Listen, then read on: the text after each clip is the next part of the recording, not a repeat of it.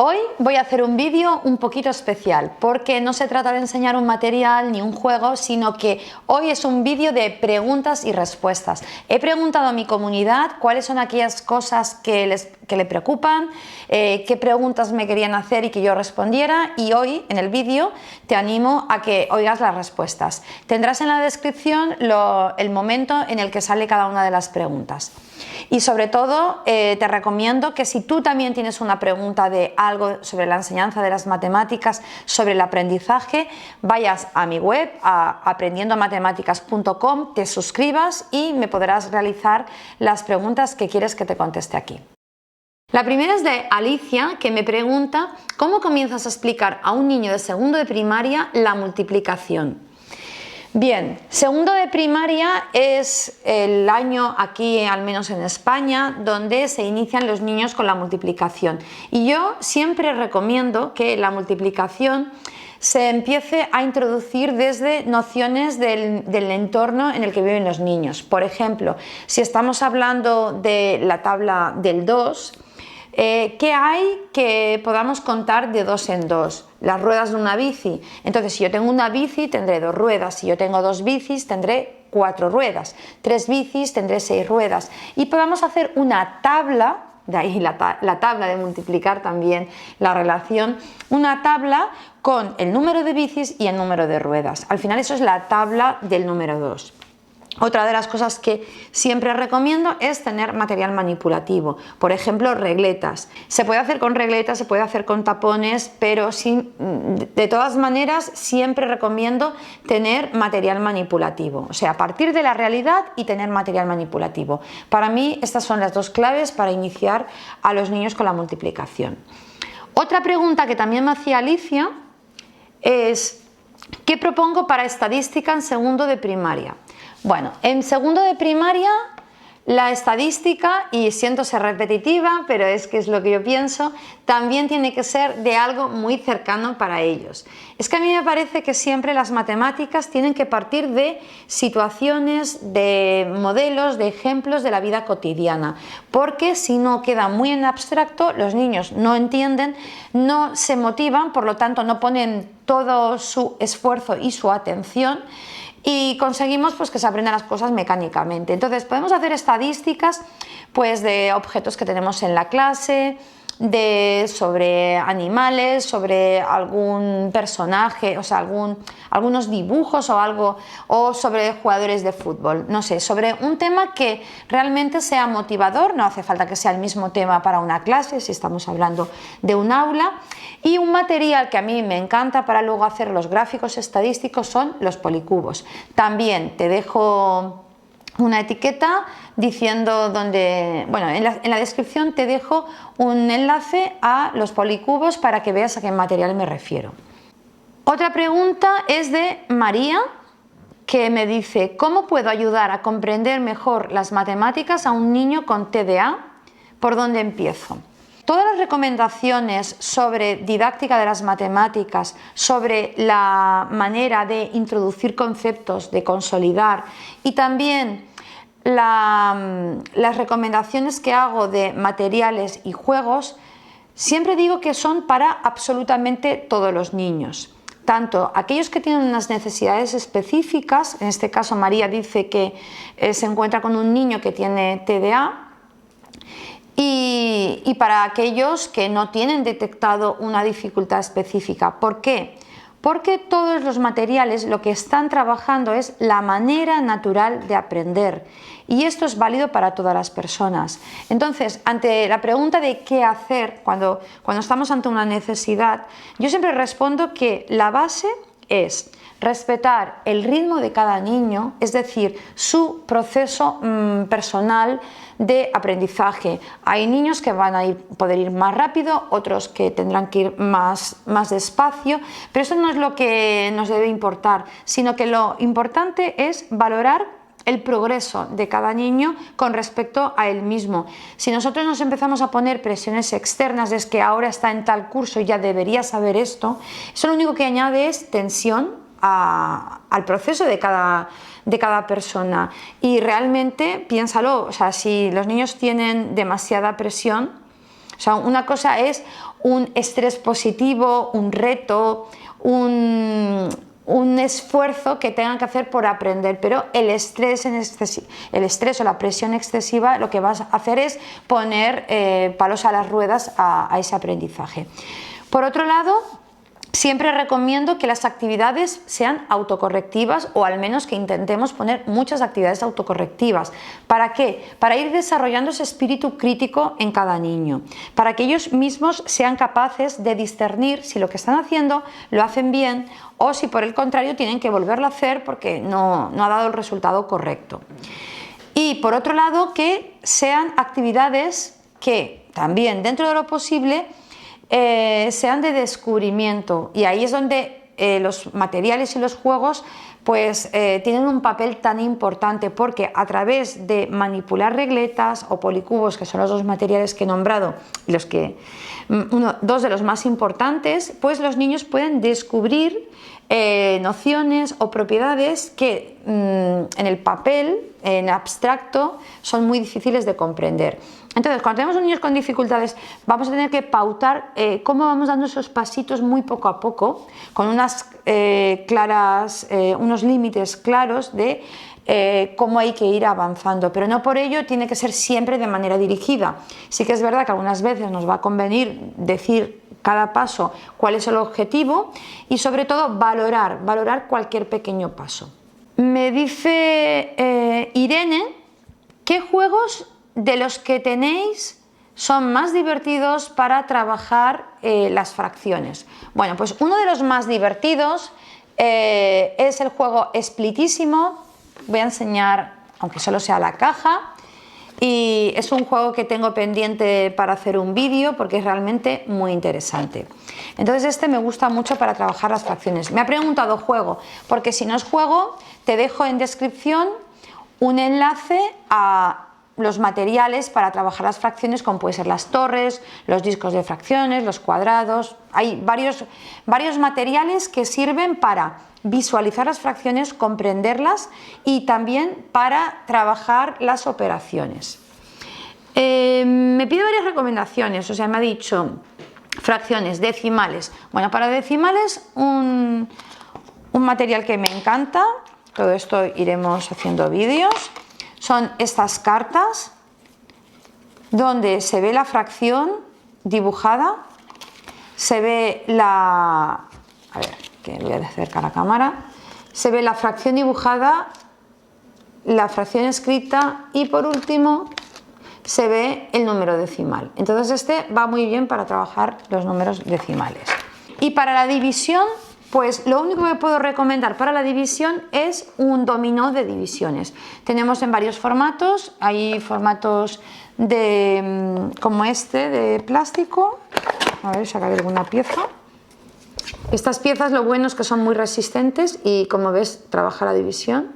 27 entre 9, o sea, por un lado tiene la operación y por otro lado el resultado. No son para comprender, son para consolidar. Siempre tenemos que pensar que los juegos en la mayoría de las ocasiones nos sirven para consolidar, es decir, para reforzar un concepto que ya entiendo, que ya he aprendido o que estoy en proceso de aprender, pues me sirve para reforzar ese aprendizaje y sobre todo para no olvidarlo. Tenemos que pensar que las matemáticas requieren un tipo de memoria a largo plazo, no es me lo aprendo para mañana y ya está, porque sobre ese aprendizaje vamos a construir otra cosa y otra cosa. Entonces ellos necesitan practicar mucho. ¿Qué opinas sobre el método? Me pregunta Mireia y pongo una X. No voy a hablar de ningún método en concreto. Lo que sí que quiero es hacer una recomendación. O sea, yo soy partidaria de ver qué hay de bueno en cada uno de los métodos y poder adaptarlo a la situación de una clase, de un niño, de una niña, porque yo no creo en un método para todo el mundo, sino creo que hay diferentes recursos y que esos diferentes recursos los podemos ir adaptando a nuestra situación. O sea que el papel de docente, el papel de madre, padre, que acompaña a sus hijos en su proceso, es muy importante. Y es muy importante que seamos nosotros los que estemos decidiendo qué es lo mejor para esos niños. En realidad no estamos decidiendo, estamos observando, y en base a la observación, en base a ver el progreso y a qué es lo que funciona, lo que no funciona, es que vamos haciendo un método más a nuestra medida. Yo lo que me gusta más es decir, hay un modelo. Es un modelo en el que de manera natural los niños aprenden matemáticas a partir de las experiencias cotidianas, a partir del juego, a partir de los materiales manipulativos. O sea, en lugar de primero la teoría y luego la práctica, empezamos practicando para que así poco a poco se vayan comprendiendo las nociones y los conceptos y finalmente, pero al final, se llegue al lenguaje matemático. Y al final no quiero decir al cabo de los años, sino después de introducir los conceptos, de familiarizarse con ellos, luego se puede pasar al papel. Eso puede ser en una misma sesión, puede ser al cabo de una semana, de un mes, dependiendo de la edad y del momento y el concepto, contenido matemático que se esté enseñando. Entonces, ese es el modelo, y es un modelo que parte del respeto a las necesidades de cada niño y de la observación directa. A ver, Yayone me decía que estaba interesada en las regletas de María Antonia Canals, pero que ellos estaban en su escuela usando las perlas Montessori. Entonces, si se podía continuar, o sea, ellos en su colegio tienen las perlas Montessori, cuadrados y cubos Montessori. Claro, el hecho de tener, os explico a los demás, de tener las perlas Montessori con sus cuadrados y sus cubos, quiere decir que hay un código de colores, donde las perlas, el cuadrado correspondiente y el cubo correspondiente tienen el mismo color.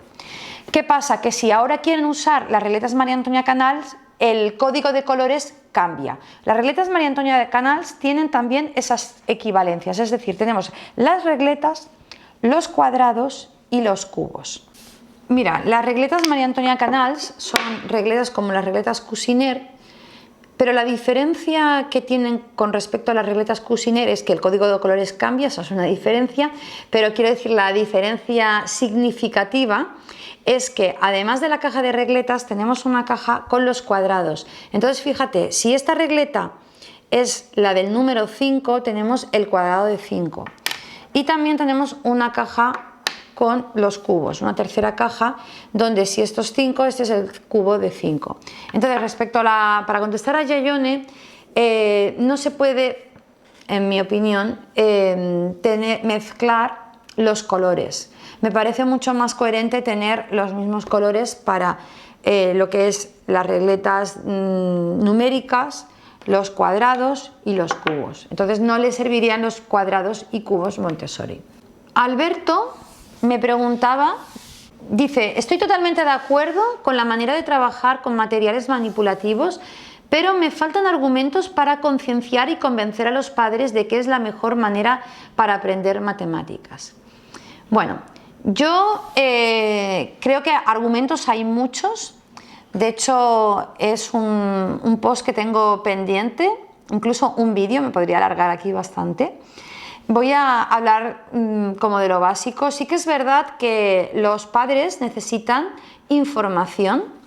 No sé tanto si convencimiento, yo creo que la información ya convence bastante, pero con eso lo que quiero decir es que no vas a poder convencer a una persona que realmente no quiera escucharte y no te dé como a ti la autoridad de que tú eres la persona que realmente sabe. O sea, lo primero que tiene que ocurrir es que nosotros como docentes tenemos que saber que somos los profesionales de la educación y los que realmente estamos siempre buscando cuál es la mejor manera de enseñar. Lo buscamos a nivel teórico, pues haciendo formaciones, leyendo libros, viendo vídeos como este, pero luego lo vemos a nivel práctico, es decir, que aterrizamos esas propuestas que nos parecen coherentes cuando las vemos, cuando nos las explican y vemos que funcionan con los niños. Ese para mí es el mayor convencimiento que luego le podemos dar a los padres, pero desde esa seguridad.